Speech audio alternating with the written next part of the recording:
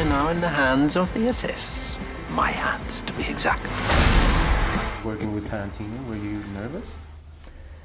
Well, I wasn't, cool like a little ice cube. Yeah, I was nervous. I was excited more than anything else. I did not quite know what was coming my way. And I was thrilled. I was exhilarated.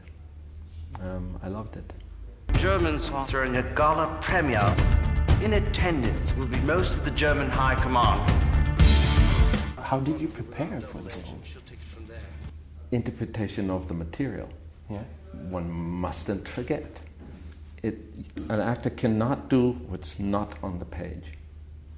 It's not a strike of genius that came down on me like lightning. It came up like lightning from the page. It's Quentin who wrote it. And so how do I prepare for something like that? I read the script.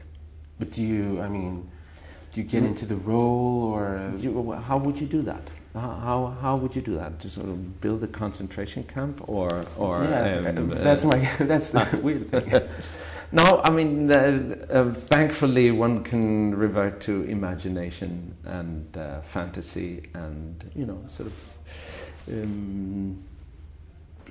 experiences that are not related to the actual happening in the script, but maybe on a different level. I find that interesting because you hear a lot of talent. I mean, about talent, that it comes naturally. Either you have it or you don't. But you study acting, and you're a great actor. What do you think about that? Talent? Talent is something like a genetic code. You have it or you don't. It's not the most important thing.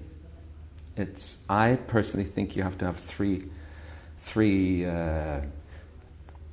things: talent,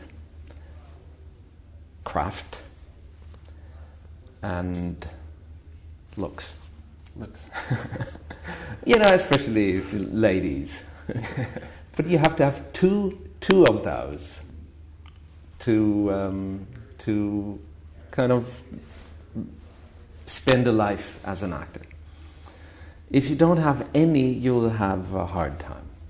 If you only have one, if you're very pretty as a lady, maybe that'll suffice for a certain period of time until that fades away, and then you have a problem.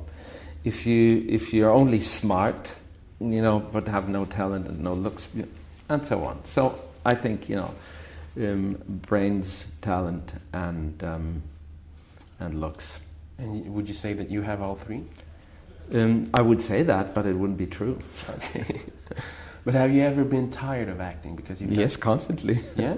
Yeah, of course. Yeah. Yeah. And think it's not a dream job. It's a kind of a nightmare job, but it can have these moments, and in a way, years or decades of drudgery is the price to pay for one opportunity like Bastards.